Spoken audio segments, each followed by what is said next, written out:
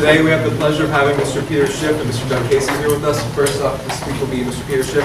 He's a financial analyst, CEO of Euro Pacific's Capital. He's the author of The Real Crash, America's Coming, Bankruptcy, and he's the host of the Peter Schiff. Mr. Peter Schiff. I don't really do the Peter Schiff show, the radio show anymore. I used to do that 5 days a week, but now I just do a podcast. So I guess you can call it the Peter Schiff podcast. But I do that occasionally on Schiff Radio, the same website that I used to do the daily radio show. But anyway, instead of just talking, I'm going to find out what the people in this room are kind of more interested in hearing me talk about, or I can just answer your questions. But I can even talk to you about, I guess, the U.S. economy. I can talk to you about the financial markets. I can talk about gold. I can talk about politics, the U.S. election. I mean, what are you guys more interested in hearing about? I said, what is Aleppo? Yeah. But actually, I said it kind of as a joke. I think it's probably a branded dog food or something. Yeah. All Gary Johnson had to say is, can you be a little bit more specific? Right. Because all he says is, what you can do about Aleppo. I go, what? Can you be more specific? And then he would have given it away, would have known what it was. Right. Because that question came out of left field, because, he wasn't even, they were talking about, this strategy. Do you take more votes from Democrats? Do you take more votes from Republicans? And then out of left blue, it was like, what are you going to do about Aleppo? I don't know. Where did that even come from? It seems like they were just totally setting them up, knowing that, maybe you won't. In fact, the interesting thing, I wish, they asked them, name a foreign leader that you admire. And the answer, well, I don't admire anyone. Right. and that's what he's trying to say now, because it made it look like he couldn't even think of a foreign leader. I mean, the other, I guess, what was this? The vice president guy goes, Merkel. Yeah, who doesn't know who Merkel is? Well, what do you admire about Merkel? But, Angela Merkel. Like, yeah, I know one, But, yeah, I mean, yeah, unfortunately, this really should have been the year for the Libertarian Party. It really should have been. And, this campaign just never really got any traction, starting from the beginning. I didn't go to the convention. They wanted me to go down there and talk, but it was over a holiday weekend. It was like over, what was it, Labor Day, Memorial, what it was. And I just didn't really feel like flying down there. But, and especially, too, when so many people, you ask them these polls, I wish we had a third choice. I wish there was a choice between, Hillary and Trump. But then the fact that the presidential debates would not let any of the third parties. And I think they should have had both of them. Put Jill Stein up there, fine, But and in fact, the debates would have been more substantive if they were up there, because they would have had to talk more about the issues than just about their personality flaws, or their emails, or their sexual escapades. But the fact that so many people wanted a third alternative, yet the presidential debates still refused to allow them because they couldn't meet this arbitrary 15%. When what's his name? Who's that? Perot. When Perot ran, he was polling lower than Gary Johnson going into the first debate. It was the debate that catapulted him. And it's not like he even did that good, about his, take my grandmother out in the car, I'm going to get under the trunk, I'm going to fix the debt, and he got a lot of votes.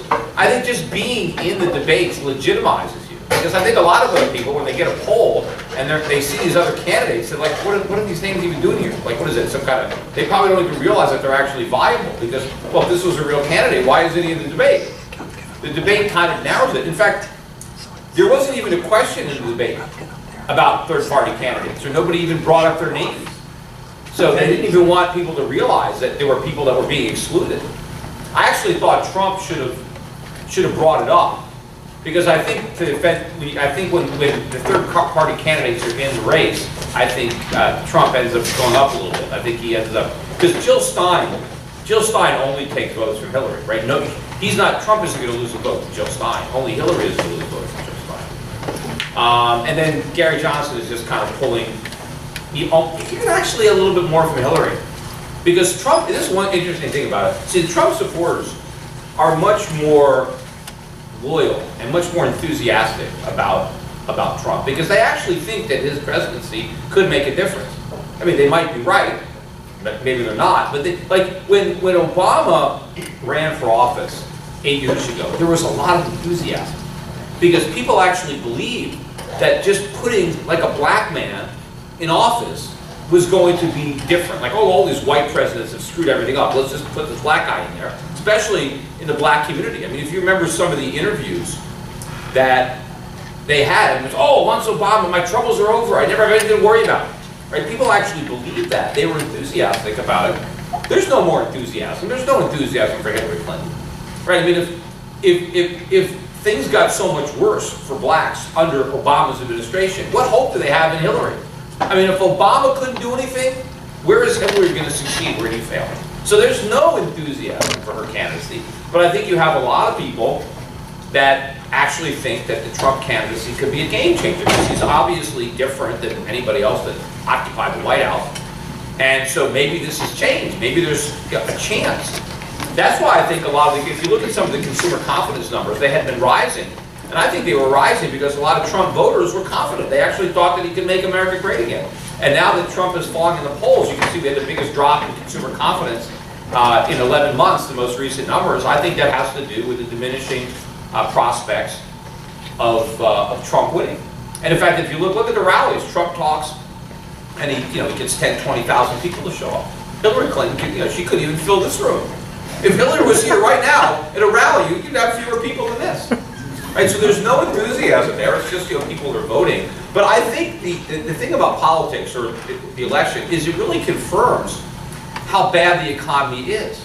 That's why Donald Trump won, because there's so many Republicans who understand that the economy is screwed up, and they don't think another typical Republican is going to do anything about it, because they lived through Bush, and things were bad under Bush, and then they just continued to get worse under Obama. And the fact that Bernie Sanders, a Jewish socialist, right, from New York, could get so many votes, all over the country. A New York Jew socialist admitted he's a socialist, and he got all these. He would have beat Hillary Clinton if it wasn't for the black vote. The blacks just voted for Hillary just because of Clinton name. But if it wasn't for that, she would have lost. And if those WikiLeaks would have come out about her Wall Street speeches, with the text of those speeches, she lost. But the reason that Bernie was so popular is because the economy is that bad. In fact, I thought one of the interesting WikiLeaks that from Donna Brazile to Podesta that nobody even talks about. And Donna Brazile is one of the big cheerleaders for Obama. Every time like a jobs report comes out, she's tweeting about how great it is. Like, oh, this is a great success. Obama's creating this great economy, we're creating all these jobs. Yet in this private email, she's emailing about how awful things are, how people are telling her that they're miserable, that they have no hope because there's so much despair out there. She says, yes, we're creating jobs, but they suck. Right? They're low wage, they're part-time, and meanwhile, half of their income has to go to their rent, and the rents keep going up. So privately, she's just like Hillary Clinton. She has a private position, and she has a public position, which of course shouldn't have been news, because every politician has a private position and a public position. They just don't get caught admitting it. That's the problem is Hillary Clinton got outed because she said it in an actual conversation with a lot of people. It wasn't like in private. She was speaking at Goldman Sachs, so there are a lot of people in that room. But I think it was interesting that she realizes how bad the economy is. Everybody, Obama wants to pretend that the U.S. economy has recovered. In fact, when Hillary, in the debates with Trump, she'll say, well, we don't want to go back to the failed policies of the Bush administration. Like Trump is trying to take us back to those failed policies. What do you mean take us back? We never left those failed policies. Those failed policies were continued under Obama. They were just expanded. We just took the same bad policies and just made them worse because we made them bigger. That's all Obama did. I mean, but government grew under Bush, and then it just grew faster under Obama. And the Federal Reserve did the exact same thing under both terms, right? What did the Fed do under Bush? They inflated a housing bubble to cover up the bursted dot-com bubble that Bush inherited from Clinton. Well, what did the Fed do under Obama? They created an even bigger bubble to cover up the problems of the housing bubble that burst, when George Bush was leaving. Now, I think the Obama bubble is far bigger than anything that was inflated under Bush. It's just that it looks like this one is not going to burst until after he leaves office. So that is helpful to Hillary Clinton, because that's what helped Obama. What really elected Obama was Bush, because the economy collapsed under Bush, And it was like, okay, we just got to do something different. Right? Anybody probably could have won against Bush. So when you think that this bubble's going to burst during the Clinton term? Yeah, well, probably, yeah. I think Obama's going to get out of Dodge. I mean, there's no guarantee, but there's only a few months left. So the odds of this thing collapsing in the next few months are probably slim. Do you think it's maybe advantageous that the libertarians may not get elected and get stuck holding the bag? No, that's not advantageous. It would be great. Of course, it'd be great if we got elected. Well, here's the thing. So, hey, you got libertarians in, and then you have a worse collapse outward, and it's like, those libertarians, look what they did. Well, the thing is, the best thing that they got going, if they get 5% of the vote, at least they get matching funds 4 years from now. So they're polling over 5% now. So that's one of the reasons to vote for Johnson is, you know, so that the next guy who runs, which won't be Gary Johnson, this is his last shot, he said. But at least whoever runs in 4 years will have some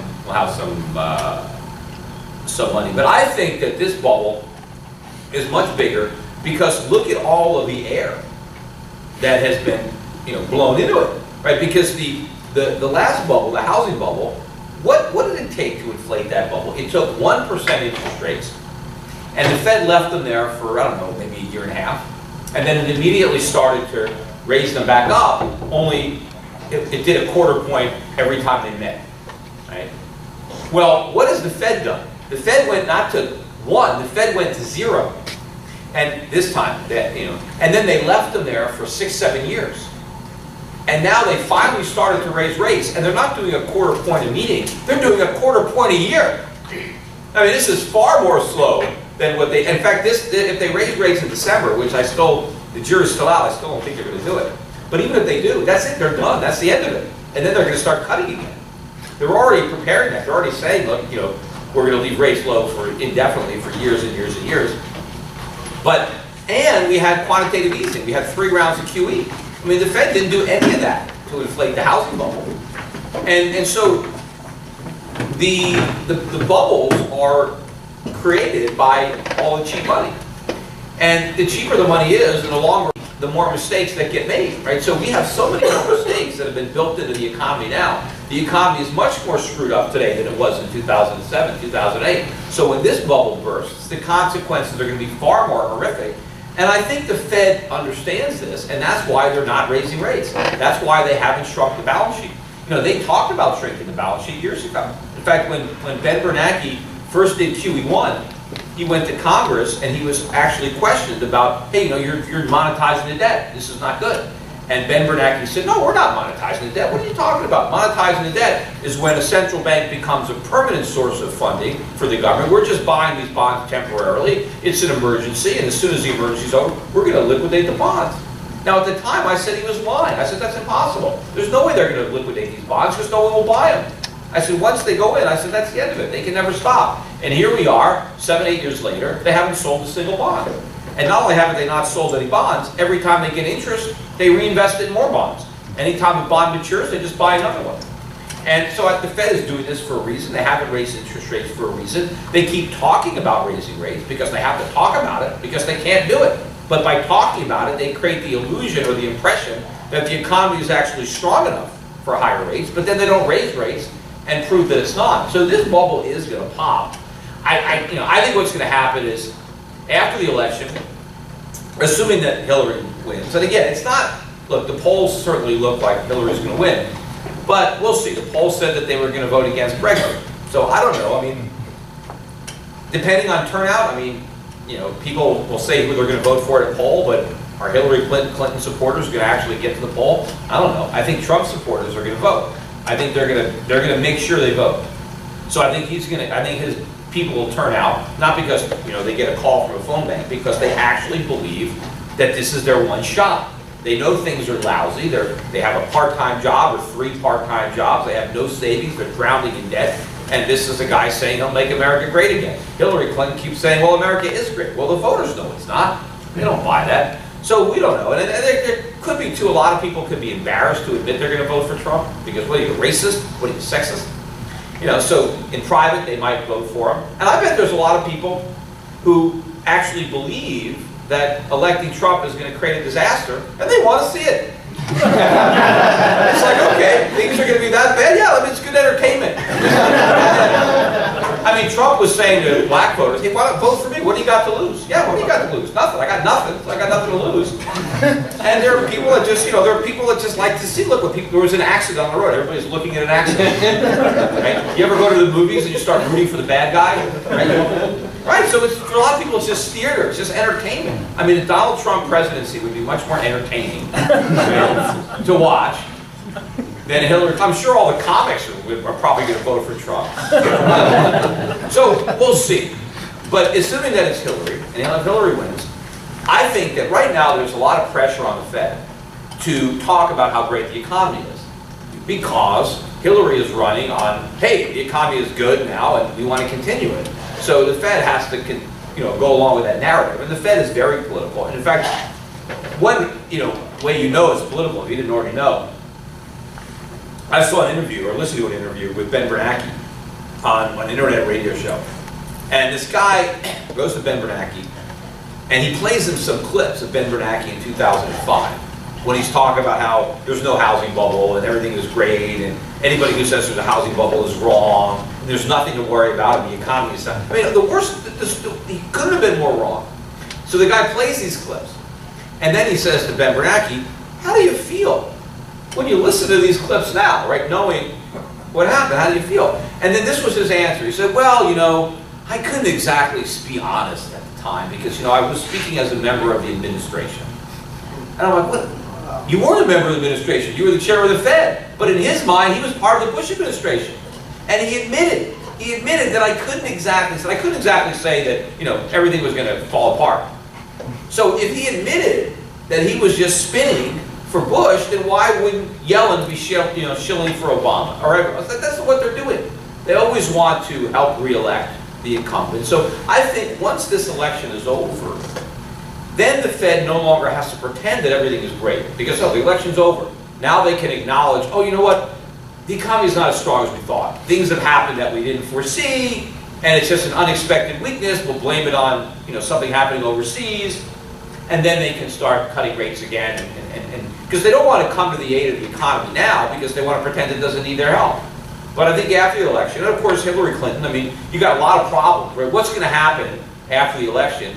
You've got Obamacare premiums are set to rise by about 25% at the beginning of the year. That's a pretty big number, on top of all the other problems that people have. They're going to have to be spending all that extra money for their insurance. But and then more, as more of the minimum wage kicks in and more people start losing their jobs. I think there's a lot of people that have several part-time jobs now that they've hobbled together.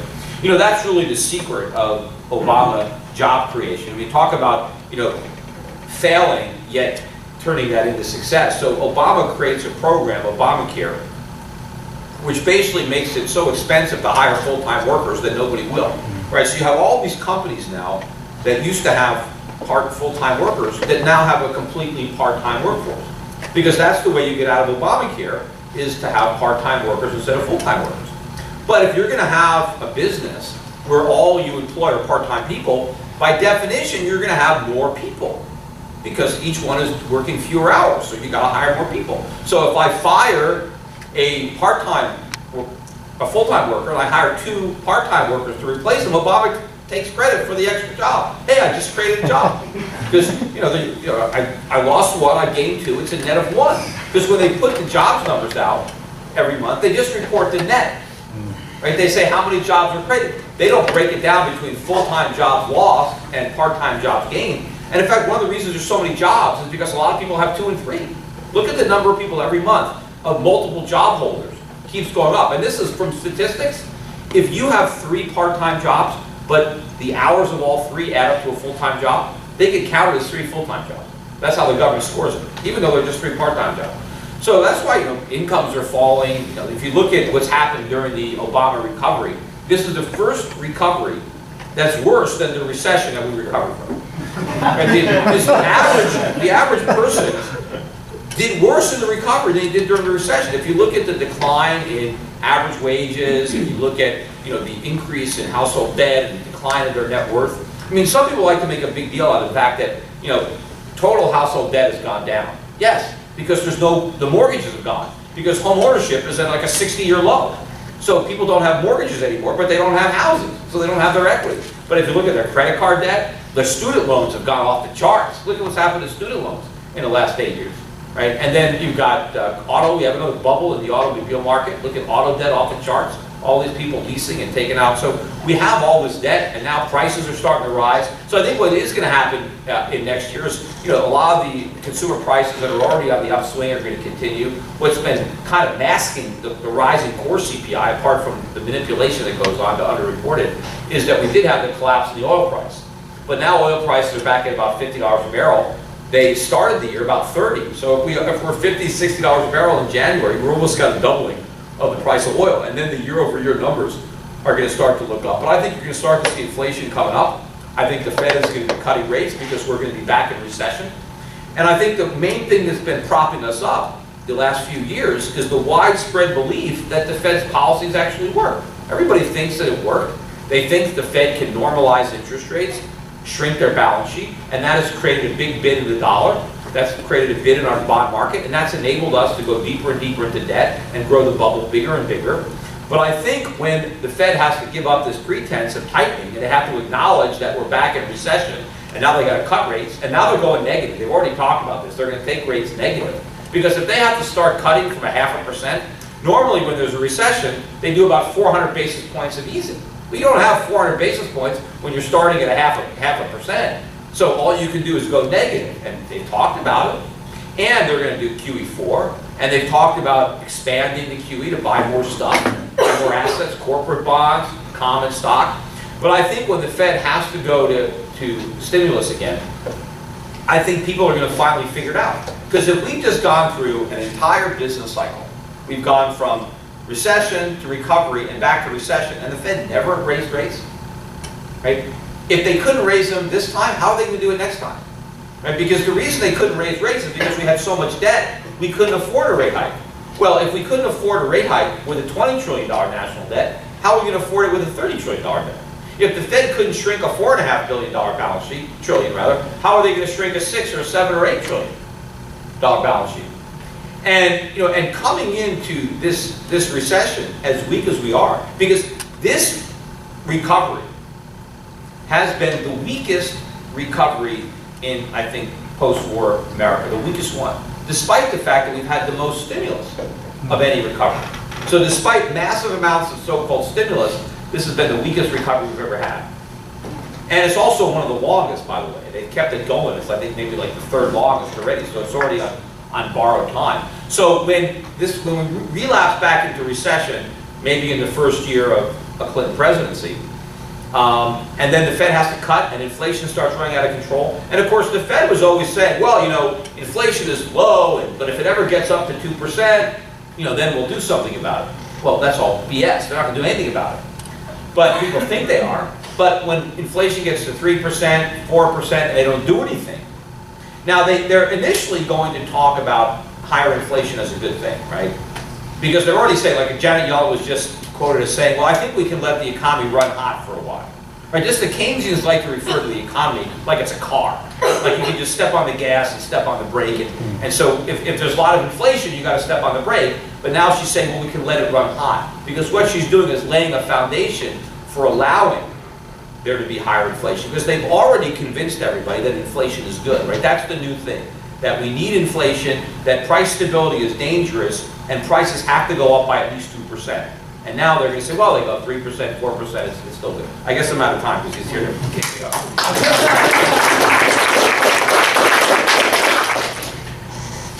I just wanted to know what Mr. Schiff thought about the Affordable Care Act as far as its prospects with the premium increases coming on and people. Yeah, look, the whole thing is a perfect example of how government works. Because first of all, government was the problem in healthcare. Right?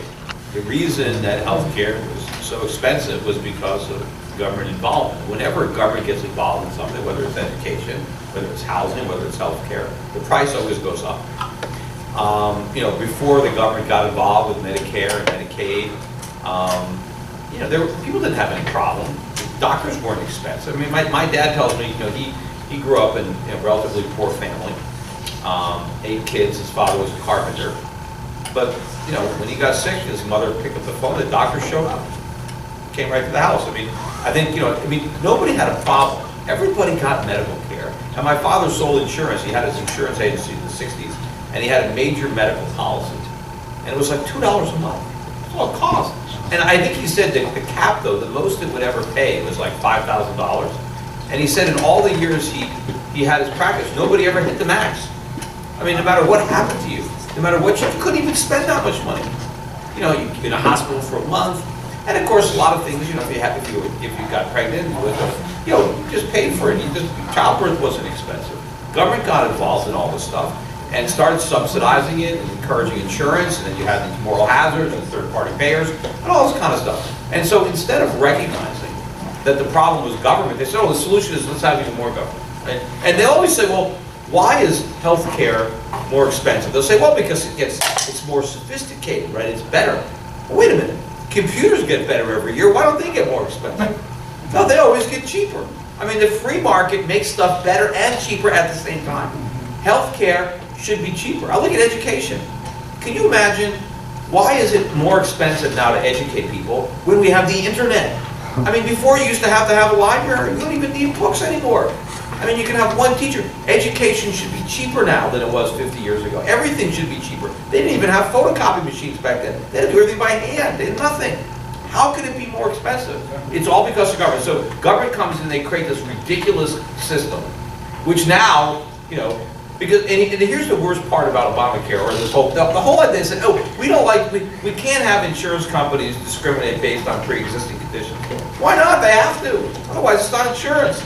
You can't buy fire insurance after your house burns down, right? That's a pre-existing condition. My house burned down. Well, why can't I get fire insurance? Well, you can't buy it after the fact. You can only buy insurance for something that's probably not going to happen.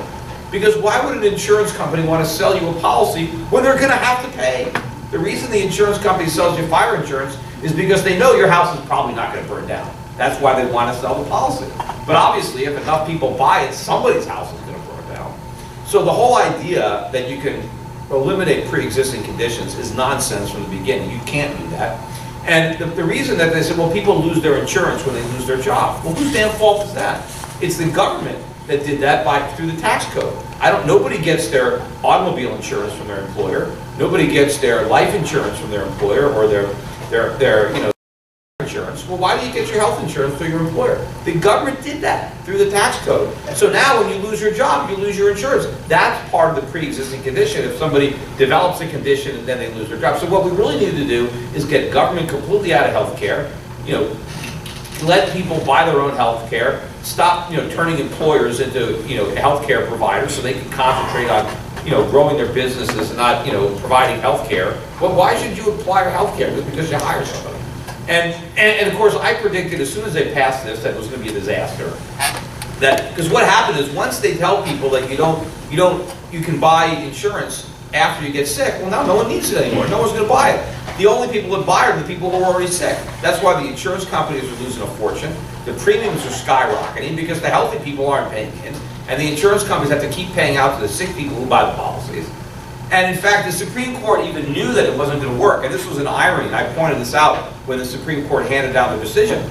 So the government challenged, or there was a challenge to Obamacare, and they said, look, this is unconstitutional, because you can't have a penalty for not doing something. The government can't put a tax on, or a penalty for not buying insurance.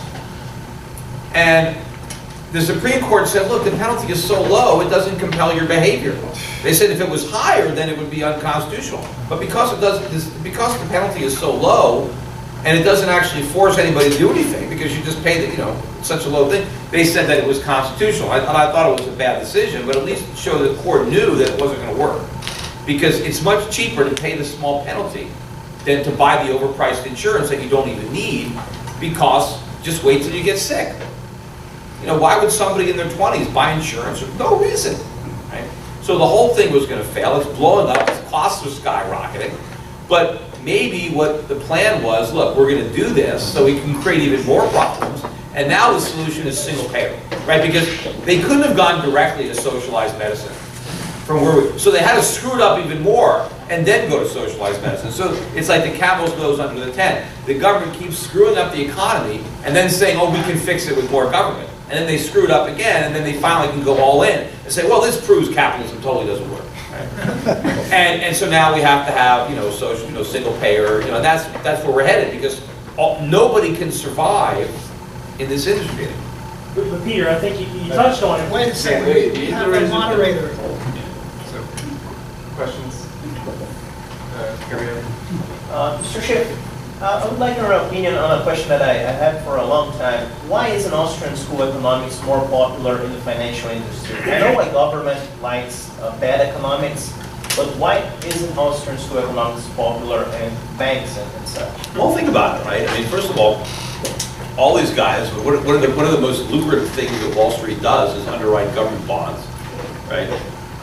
And so they like cheap money, and they like to be embedded with government because it's free money where you can, buy these bonds and sell them to the Fed. Because the Fed can't buy bonds directly; they have to buy them in the market. They have to go through a dealer. But they have a tight relationship with government. Everybody wants special favors, so you want to have your economists that are going to be philosophically in line with the government that you're lobbying. A lot of these guys go from Wall Street to Harvard to government. They stay in this circle, and so in order to be in that circle, you have to be in that club. But Wall Street likes cheap money. They want it. Why should you actually have to earn it if you can just get it for nothing? They want asset bubbles. They want rising stock prices. They don't care about the underlying economy. So all this serves their purposes.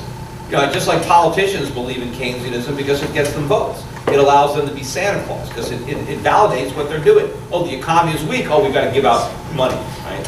And the academics. So there is no real incentive. Anybody who's really an Austrian is like an outcast. You're not welcome anywhere. You're not in the club. They don't want you on Wall Street. They don't want you in government. They don't want you in the Ivy League schools. You gotta go over here. Right? But Professor Ball? The format of this is that each of our panelists gets a shot at every question. So Doug, do you want to pipe in on either? No, I absolutely agree with everything Peter said, except he doesn't go far enough. Go a little further. You're talking about, the medical system. Sure, the government shouldn't have anything to do with it. It screwed it up. But the government shouldn't have anything to do with anything. I mean, as an anarchist, I don't believe the government. When you argue these things, you cannot play on the enemy's field. You have to challenge the premises that the government itself is evil and doesn't have a right to exist. It serves no useful purpose. So that's all I got to say. Well, I would say though the only reason to have a government is to prevent the worst from arising to take its place. You got to have some minimal limited government just to prevent a worse government from filling the vacuum. Because anarchy really can't exist because I think a government is always going to happen. It's impossible to stop it. So you have to preempt it by creating one. But the key is to try to create a government and minimize its power. And nobody has really been able to do that for any length of time. That's the problem. Well, I understand that argument, but I'd like to try it. We'll just see what happens. Well, it's got to be better than what we got. Yes. Can I just say one more question? Sorry, I might not have expressed myself well, but I don't mean big banks which have big relationships with the Federal Reserve and such. But when I say why is an Austrian school of economics more popular in finance, I mean the small funds managers and the independent companies who have to deal with resource allocation and economic forecasting and this kind of things. There are some hedge fund guys who are Austrians. I mean, there are some guys who are libertarians and Ayn Rand type people. They're there, but they're just in the fringes. They're not. Some of them are very successful. There are some very wealthy, very successful people that are Austrian. I mean, there are people in the investment business. I get people who are brokers and people who follow me, who listen to me, who email me. So they're there. And some of them don't necessarily want to speak up, but they're behind the scenes. But it's obviously doesn't dominate the culture. No, that's quite accurate.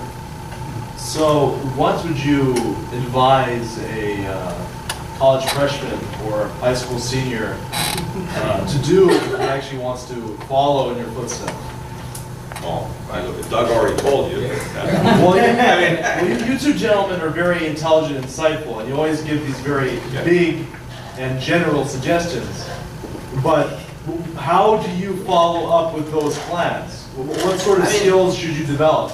It depends on what you're interested in, but I think today you have so much information in your cell phone. You can access information that 20 years ago you couldn't get unless you went to a university. So you can find what you're interested in and learn what you need to learn without a teacher, without a university, without paying a lot of money. You can be more effective in what you're learning, and you can, and it's unfortunate that there isn't more opportunity here, because I always thought a young guy, if I was 18 years old, I could just go to a company that normally hires college grads and say, look, they don't know any more than I do. I'll work for half the price. What do you want me to do? Or work for free for a year, and then because you can gain, I think, work experience. If you work, even if you work for nothing for a few years, that's better than going into debt in college, because then after a few years you have real work experience. What does somebody with a college degree have? Nothing. Because everybody has the same worthless degree. I mean, and I'd rather, if I was hiring somebody who's 22, 23, what'd you do the last 4 years? I went to college, versus I had this internship, here's where I worked. I'd rather have the guy with work experience than drinking experience. Previously, I attacked the audience for not eating pizza. Now I'm going to attack the two speakers, so I'll be an equal opportunity attacker of everybody. I have two criticisms of you two gentlemen. One of the statist.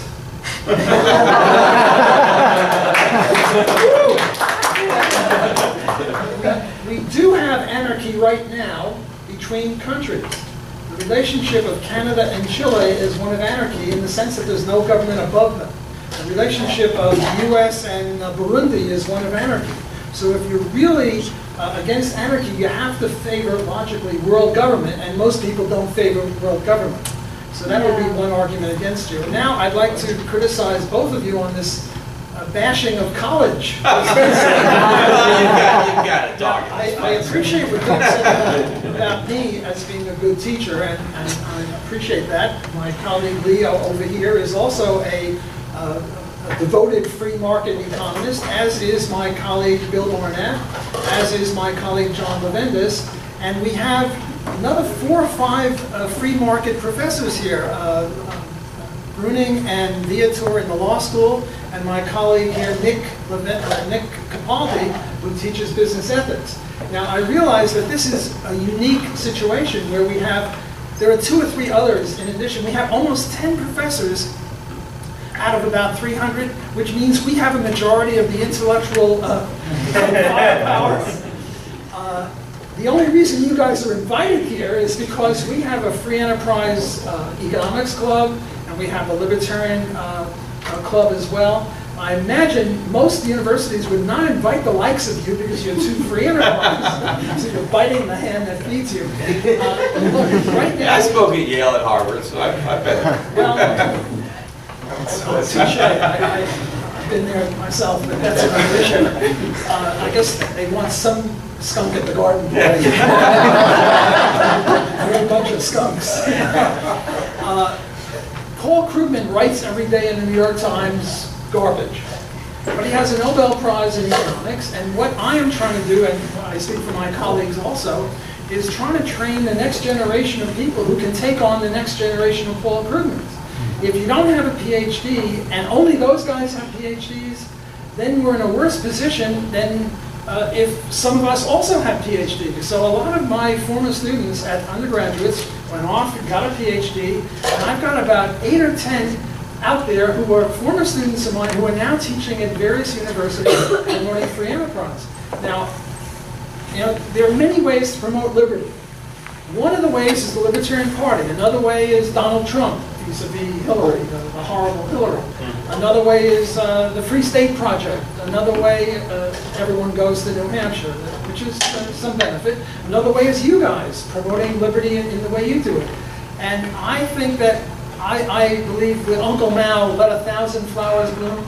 There are many ways toward liberty, and one of the ways is through college. Well, I'm not saying that college isn't right for some people. It's just that far too many people go Well, And a lot of people are steered there Well, I based on agree. the idea that if you don't go to college, you'll never succeed. Well, I agree with you that Yeah. there's too much of it, and I also agree that if you take a course in feminist studies or literature or any of that stuff, and I agree with Doug that, you know, the STEM issues, physics, mathematics, chemistry are also good.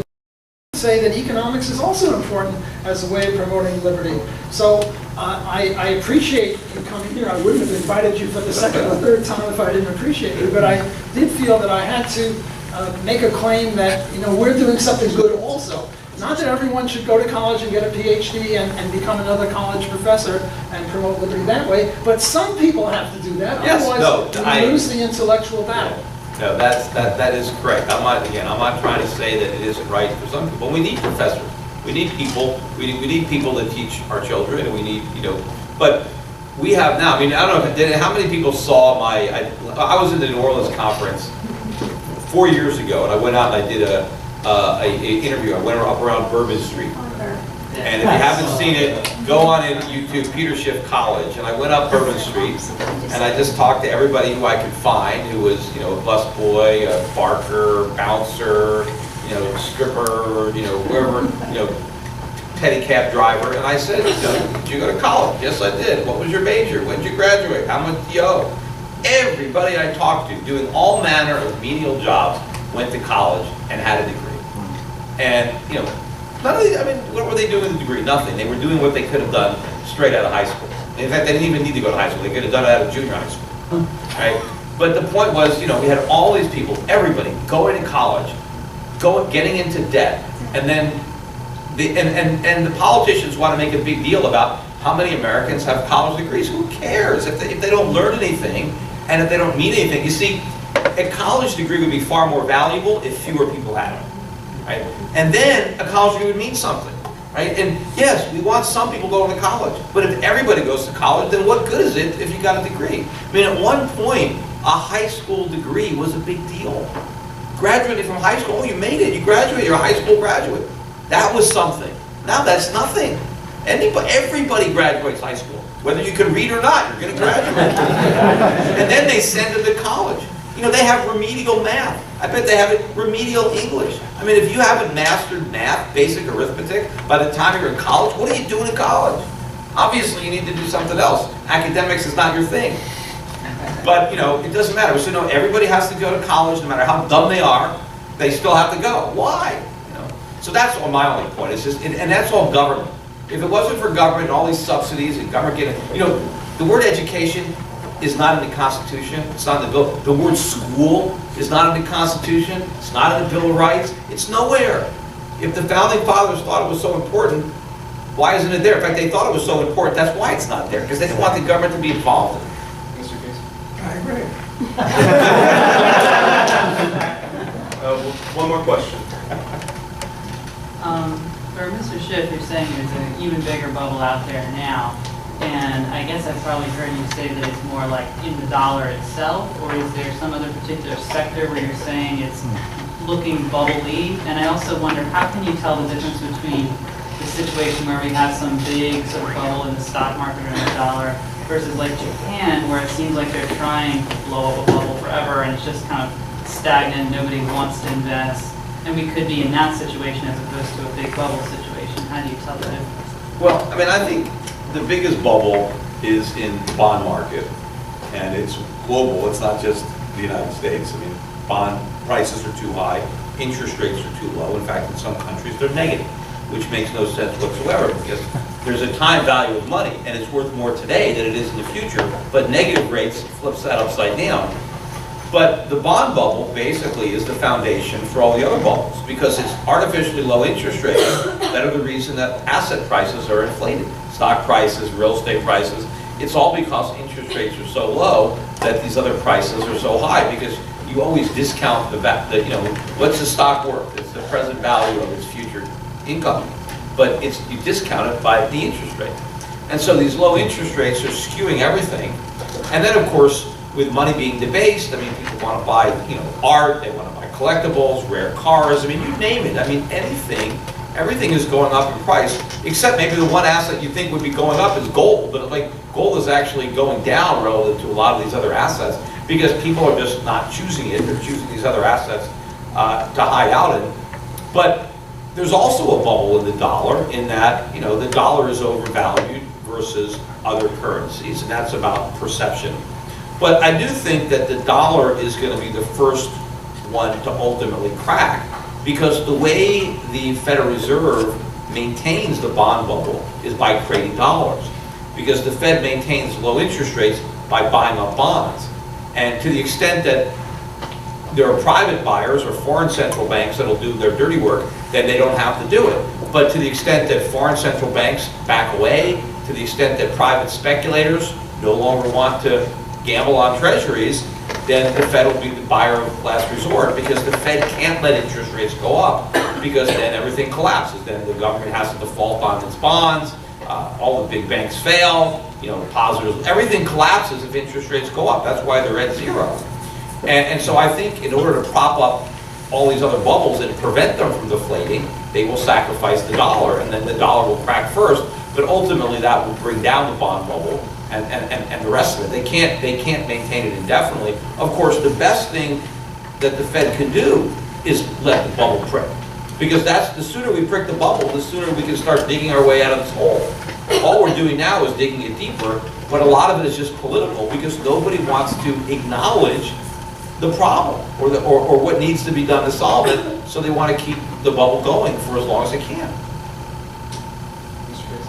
Yeah, it's creating huge distortions and misallocations of capital in the marketplace.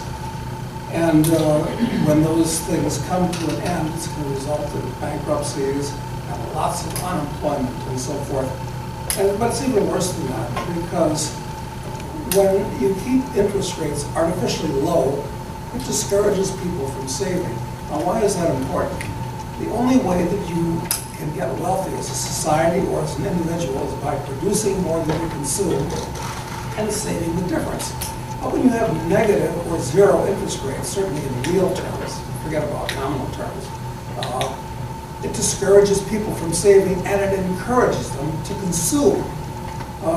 So this is actually destructive to civilization itself, because in today's world, science and technology only advance with capital. And if you don't build capital through savings, you're going to bring down these basic structures. So it's very serious. You know, it's interesting, Alan, I saw Alan Greenspan interviewed on television, and he was asked about this new normal, this slow growth economy, and Greenspan was very correct. He said, look, it's not about a new normal. The reason we have no economic growth is because we have no capital investment. We have no productivity. We have no savings. And he said, this is the problem, right? A lack of savings, a lack of capital investment, a lack of productivity. That's why we're having slow growth.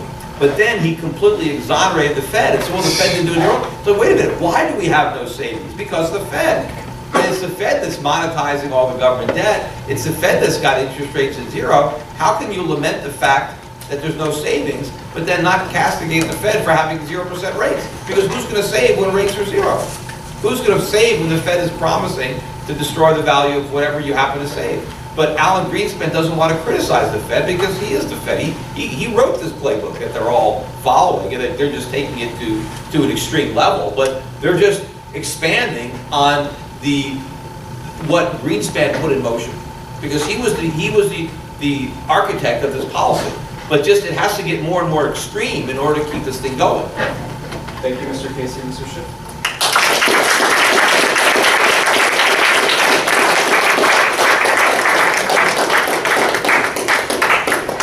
Also, everyone, please, we very much appreciate if you give Facebook a like to Loyola Economics Club and subscribe to our YouTube channel.